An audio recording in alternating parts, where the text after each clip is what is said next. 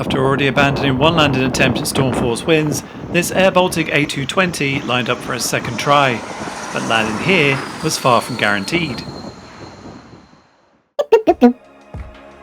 Hello there! Welcome to 4 Minutes of Flight.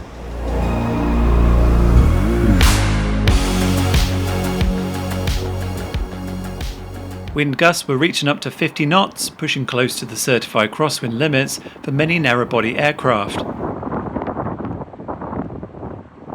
A low pressure over the Scottish coast is bringing strong southeasterly winds with gusts over 50 knots or 58 miles per hour. A yellow storm warning is in place for most parts of the UK and Ireland.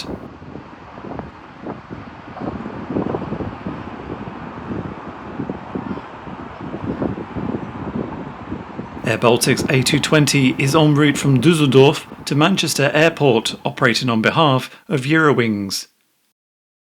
The flight should take around 1 hour and 25 minutes and covers a distance of 354 nautical miles.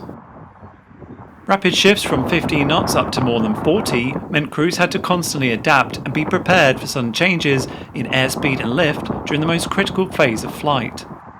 This Airbus A220, for example, is certified to around 38 knots on a dry runway, but the real challenge wasn't just the sustained wind, it was the gusting variation.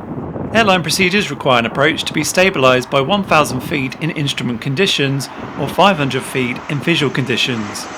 If the aircraft is too fast, too slow, or unstable, the landing must be abandoned.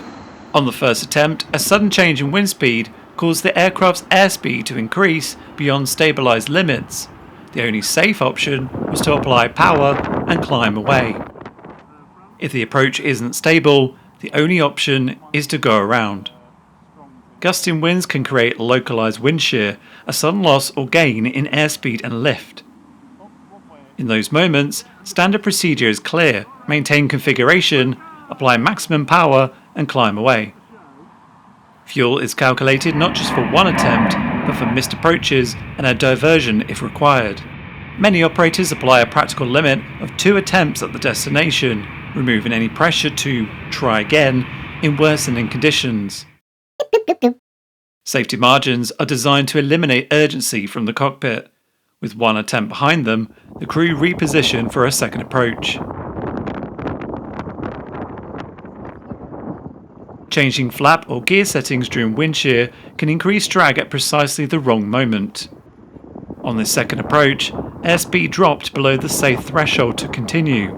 Once again, the aircraft was forced to abandon the landing. With 2 missed approaches completed and weather conditions still unstable, the crew now had to divert.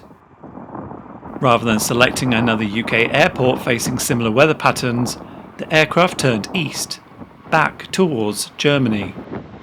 On some short-haul routes, the filed alternate may be the departure airport itself. While inconvenient for passengers, returning to origin can be operationally simpler. Ground handling arrangements are already in place, accommodation and onward transport can be coordinated more efficiently, and, most importantly, the weather there was more stable. After several hours airborne and 2 landing attempts, passengers ultimately found themselves back where they had started. Frustrating certainly, especially after their ordeal on board. Added to that, the time spent getting to the airport, checking in, passing security and waiting at the gate, but this was the safest choice. In commercial aviation, a go-around is never a failure. It's a decision made precisely when the margins narrow and proof that the system is working exactly as designed. Thank you so much for watching. You can catch this Connecting Flight next, and feel free to subscribe, like and hype, and join us every week when we're live. Until the next one, cheerio!